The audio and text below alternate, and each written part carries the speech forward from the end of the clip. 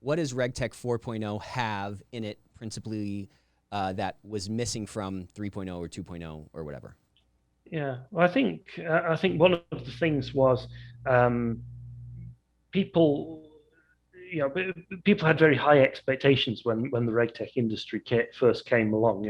Regulatory compliance is very expensive. Right. I've seen figures ranging from 10% of your revenues all the way up to 20% of a firm's revenue being spent on regulatory compliance.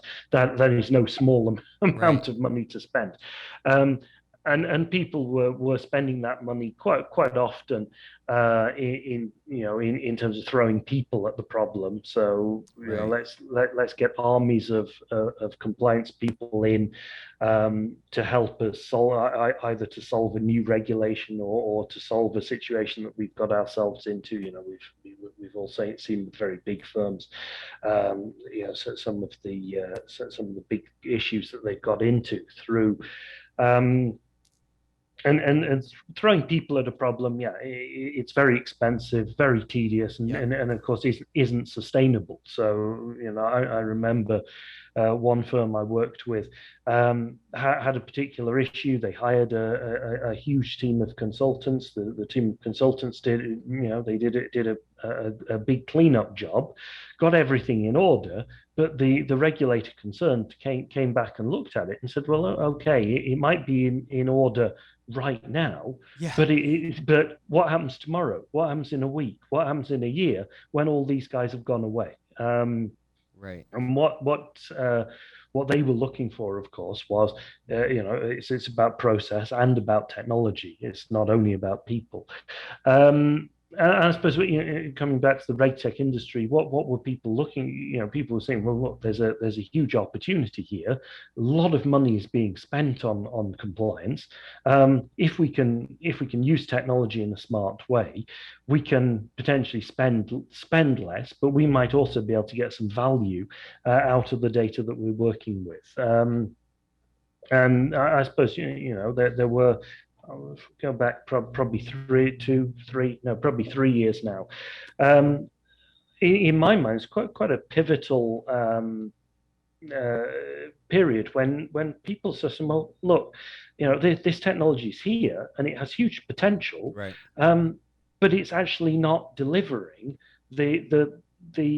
somehow is not it's not delivering, and that I think has caused a change in thought, a change in approach. It's perhaps the RegTech 2.0 moment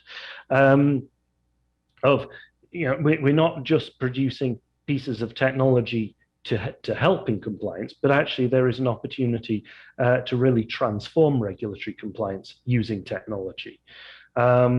And that sets about perhaps a different way of thinking and a different set of solutions. I think probably the other factors, obviously a changing regulatory landscape and continually a continual wave of new regulation, new obligations that firms need to deal with.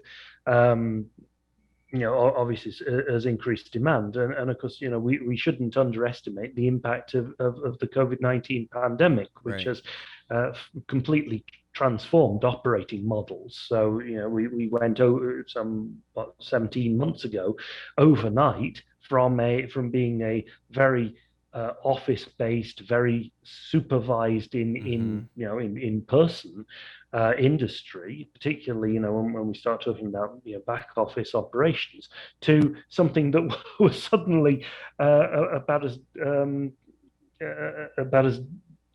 disparate as could possibly be. And you've Right. got people who've spent decades sitting in a very supervised environment, suddenly, sitting in their home office, sitting at their kitchen table, sitting on the couch, Right. doing very sensitive back office work, and that has had a huge change.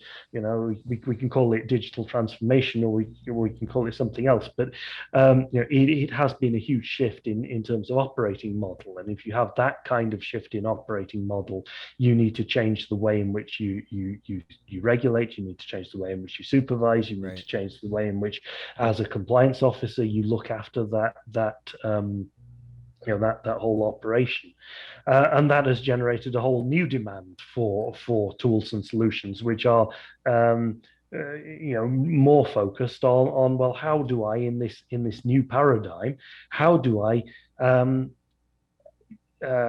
view my whole organization? How do I view the compliance of my whole organization? How do I ensure that the organization is operating in the right way? How do you, for example, in an environment where everyone is working from home, how do you create a compliance culture, and how do you maintain a compliance culture? It's quite different than you would have done even 2 years ago, where you were probably doing that in a face-to-face in an office environment.